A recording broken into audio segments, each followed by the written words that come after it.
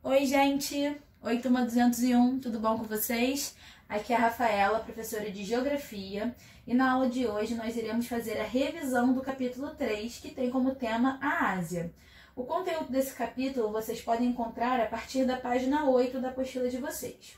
Como a gente já viu, a Ásia é o maior continente e também o que possui a maior população do mundo. Excluindo alguns territórios dependentes ou ainda não reconhecidos, o continente possui 50 países, ou seja, é grande pra caramba. Coloquei lá no quadro o roteiro um roteiro com os tópicos que a gente vai abordar e vai revisar na aula de hoje. O primeiro é o clima.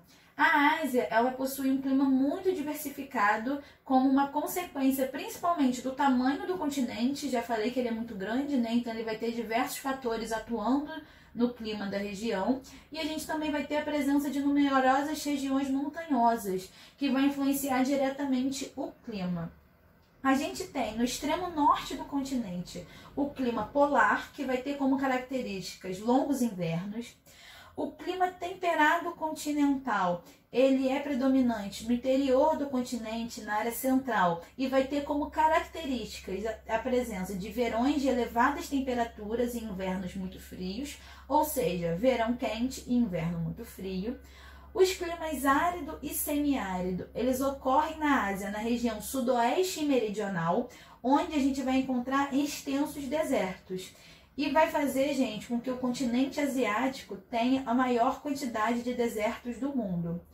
O clima mediterrâneo, ele está presente no litoral ocidental e vai ter como características o verão seco e invernos com muita chuva. A gente também vai ter no extremo sul o clima tropical e o clima frio acontece nas regiões montanhosas, tá? Com a presença de neve.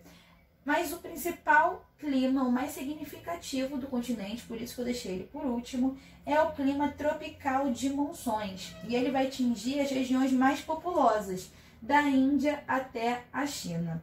O que acontece no clima tropical de monções? A gente vai ter dois momentos distintos, tá?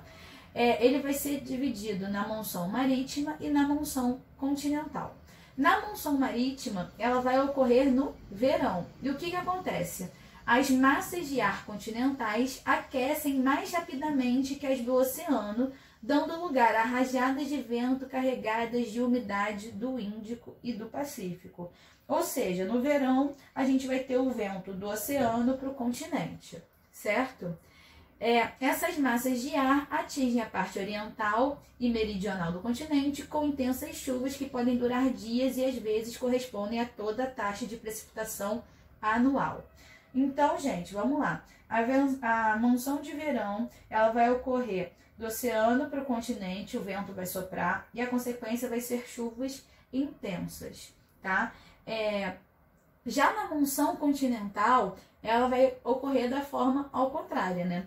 No inverno, as massas de ar continentais, elas esfriam mais rapidamente que as do oceano e os ventos dos continentes vão ser atraídos para o oceano. Ou seja, no inverno, o vento sopra do continente para o oceano.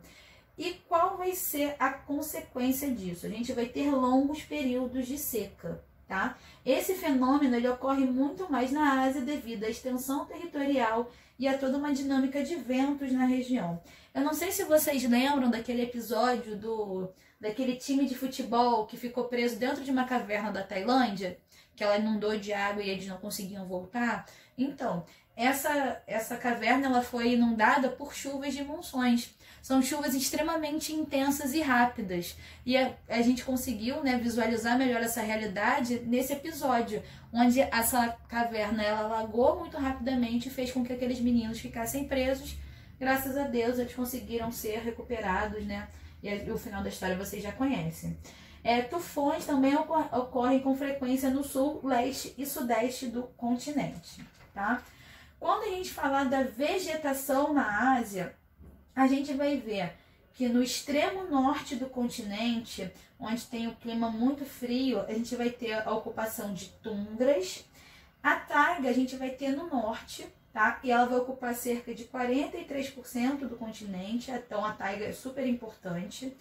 No centro da Ásia, a gente vai ter as estepes, tá?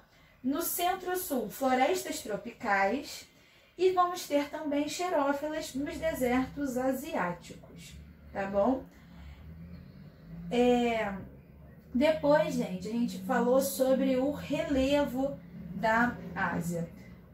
Quando a gente conversou sobre o relevo da Ásia, a gente viu, né, que o continente possui extensas cordilheiras e planaltos, que são os maiores do mundo em altitude, como a Cordilheira do Himalaia e o Planalto do Tibete, que a alguns pontos ultrapassa 5.000 metros, é alto pra caramba.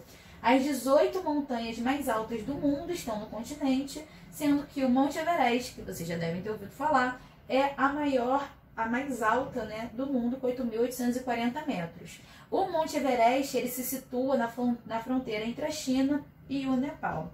A gente vai ter planícies ocupando o centro-norte, da Ásia, e vamos também ter vulcões ativos, sendo que a Indonésia possui o maior número deles no continente. Os terremotos também são frequentes na Ásia, principalmente no sul e no sudeste, afetando também o Japão, que sofre com tsunamis.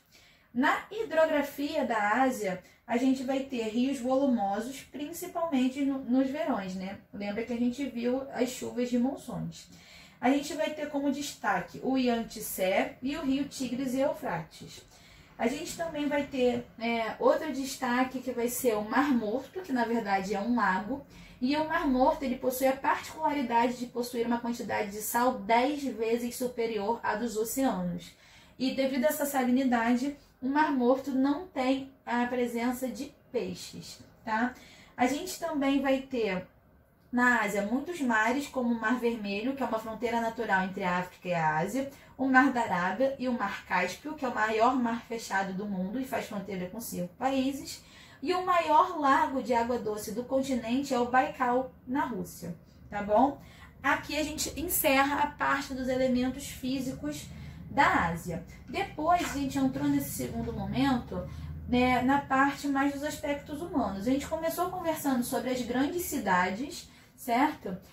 As maiores cidades do mundo ficam na Ásia e as maiores populações também. Primeiro a gente conversou sobre Tóquio, que é a capital e mais populosa cidade do Japão, que possui cerca de 10% da população do país e a área urbana mais populosa do mundo.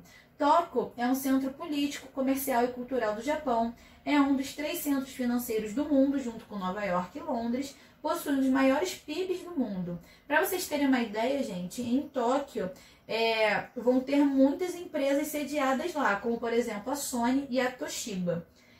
Mais da metade dos turistas que vão para o Japão vão para visitar Tóquio, o que torna uma das 10 cidades mais visitadas do mundo. Até porque, gente, a cultura asiática, ela chama muita atenção, né? Ela tem várias particularidades. Pequim é uma das grandes cidades da Ásia, ela é a capital da China e uma das metrópoles mais populosas do mundo.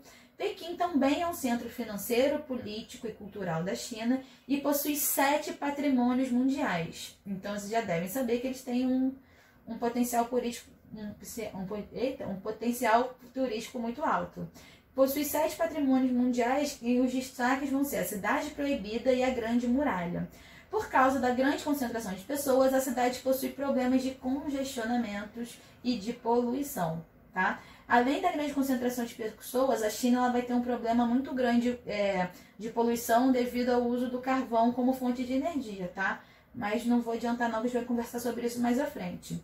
Seul é a capital e a maior metrópole da Coreia do Sul, também é uma das maiores metrópoles do mundo, possui uma das maiores economias, e também se destaca como centro econômico, político e cultural da Coreia do Sul. Ela também é sede de empresas diversas como Samsung, a Kia Motors e a Hyundai. Outras cidades que se destacam vai ser Xangai na China, Mumbai na Índia e Macau na China também. Quando a gente fala de indústria, agricultura e economia, a gente vai ver que a Ásia também tem destaque em diversos setores. Na indústria, a gente vai pontuar a China como sendo a segunda maior potência do mundo, ficando atrás apenas dos Estados Unidos. E a China ela vai se destacar na produção de bens de consumo, os famosos Made in China, né?